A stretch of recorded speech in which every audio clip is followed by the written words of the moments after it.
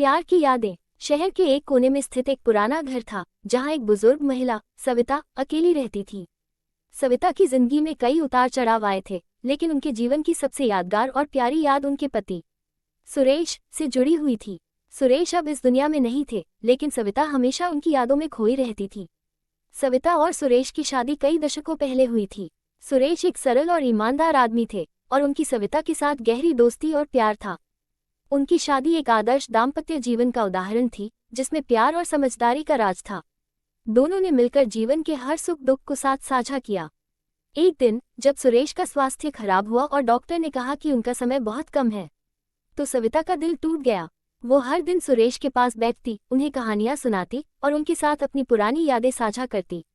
सुरेश ने हमेशा मुस्कुराते हुए सविता को दिलासा दिया, सविता, मैं हमेशा तुम्हारे दिल में रहूंगा। हम दोनों ने मिलकर बहुत अच्छे दिन बिताए हैं। तुम्हारे बिना मेरा जीवन अधूरा होगा। सुरेश की तबीयत धीरे धीरे बिगड़ती गई और एक दिन वे दुनिया को अलविदा कह गए। सविता को उनकी मौत का दुख बहुत गहरा था, लेकिन उन्होंने सुरेश की यादों को अपने दिल में संजोकर रखा। उनके जाने के बाद भी सविता ने उनकी पसंदीदा चीजों को संरक्षित किया। सुरेश की किताबें, उनकी पसंदीदा चाय की पत्तियां और उनके द्वारा लिखे गए पत्र, सविता ने सब कुछ संभाल कर रखा। सविता का हर दिन सुरेश की यादों के साथ बिता था। वो हर सुबह सुरेश की पसंदीदा चाय बनाती और उनकी फोटो के सामने रखती। वो पुरानी एल्बम्स को पलटती और उनके साथ बिताए गए पुराने दिनों की यादें ताज़ा करती। यह उसकी दिनचर्या बन चुकी थी और इसी तरह वो सुरेश को अपने दिल के करीब महसूस करती थी।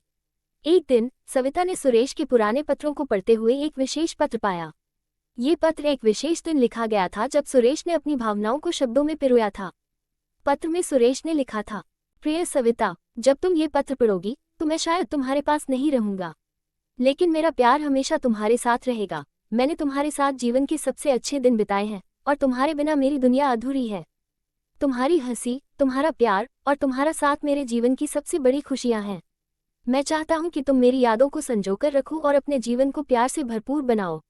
कभी भी दुखी मत होना, क्योंकि मैं हमेशा तुम्हारे दिल में रहूंगा।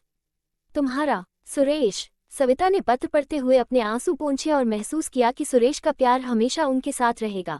उन्होंने तय किया कि वह अपने जीवन को खुशहाल और प्रेम में बनाए रखेंगी, जैसे सुरेश ने चाहा था।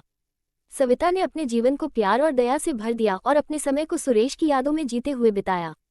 इस कहानी से हमें ये सीखने को मिलता है कि सच्चा प्यार कभी समाप्त नहीं होता। वो हमारे दिलों में हमेशा जिंदा रहता है और हमें जीवन के कठिन समय में सहारा देता है। सविता और सुरेश की कहानी ये दर्शाती है कि प्यार की यादें और उसका स्नेह हमारे जीवन को हमेशा रोशन करते हैं।